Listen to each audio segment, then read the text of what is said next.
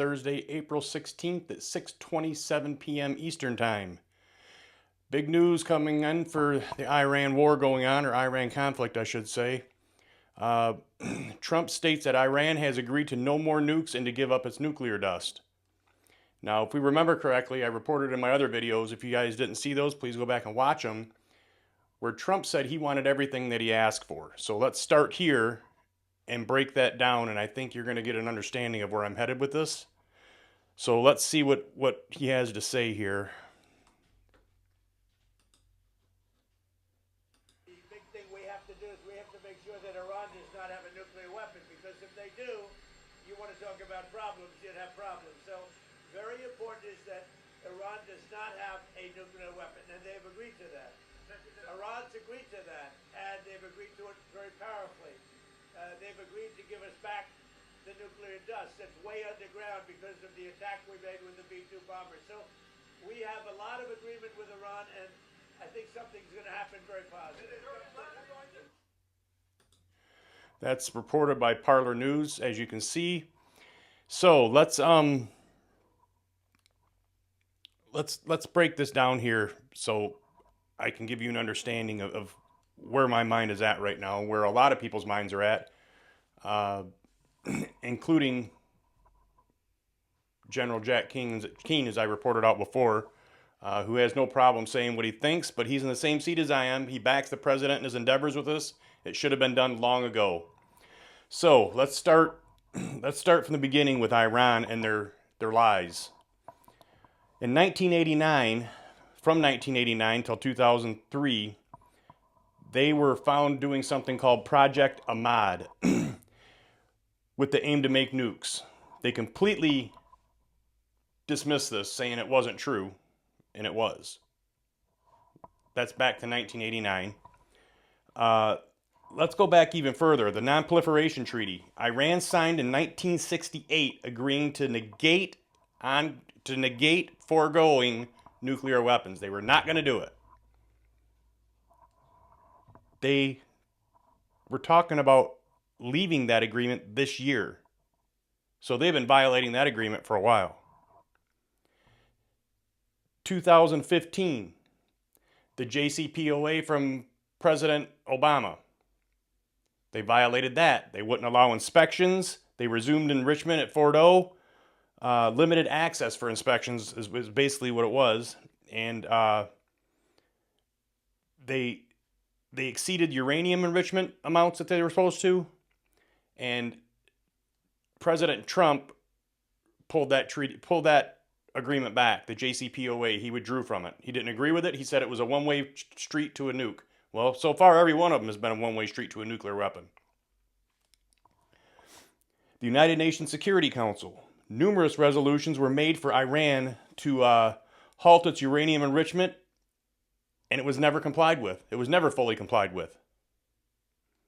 They continued to do it. So far, you've had back from 1968, when they signed the Non-Proliferation Treaty, they've had back from 1968, they've had issues and lied to us all the time. No, we're not doing that. We're not doing that. This is for energy. You don't enrich uranium to 60% for energy. You don't bury your enrichment program a mile down in the earth for energy. You don't need to hide anything. You let people investigate and do the inspections to prove that you're not doing it, but they didn't do that. So where does this put us? It puts us back not knowing what else they've agreed to. That's the big one. But according to Trump, if you remember, a week into this, he stated that he would not settle for anything less than complete surrender. That was his words. I quote, complete surrender. That didn't. I don't know that happened. We don't know what's going on with if there's anything in there about the unaliving of Iranians, massacres of Iranians. What they say, up to 45,000 right now, I think the number is.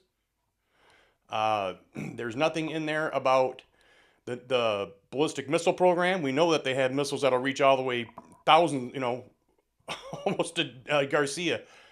we know that they'll reach all kinds of places that Europe, that has to stop. We don't know if that's in there. He said that there's many agreements that they've come to, and he said that this could be done this weekend. He didn't say it would be, he said it could be. So I'm not quite understanding where they're going from here. I do know this. There is still a lot of traffic, air traffic from us. Rearming, B-1s, cargo planes. There's all kinds of stuff that we're flying over still to make sure we have it ready. And I honestly do not believe that if this is agreed to and signed, that Iran is gonna capitulate and do as they're supposed to. I just don't believe it. I don't believe this is a different group of people that we're dealing with. It's not a new regime. These are the same people that were there before and just got promoted because the people above them were unalive. They were taken out during the war. So these people just moved up in rank. It's not like they just found new people to come in. I don't know where everybody else stands on this, but it'd be interesting to know. So in the comments below, tell me what you think about this. Do you think that Iran's going to stick to their guns this time, or stick to what they're saying this time and follow this? Or do you think that they're just going to start enriching again? I mean, we know they've already started digging up their missiles. We know that they've gotten help from China with their satellite to try and find our troops. They've threatened to take out our ships, our warships again, and we know that ain't going to happen. So where does everybody else stand on this? Do you stand with me and think they're just going to lie like they always do to get out of this? We don't know if they're getting any money back. We don't know any of that stuff yet. I don't know if that's been decided upon. President Trump only spoke to the fact about the uranium enrichment and the nuclear weapons not being pursued. But again, they've said this many times before in the past. So that's where we stand at right now. If you guys could, please like, comment, subscribe. I'd greatly appreciate it. Tell me what you guys think in the comments below about why all this air traffic is still flowing in. I mean, that's a lot of money to waste not to use it. I understand that President Trump has to do damage control or PR, public relations, to see if he can get the gas prices to start coming down.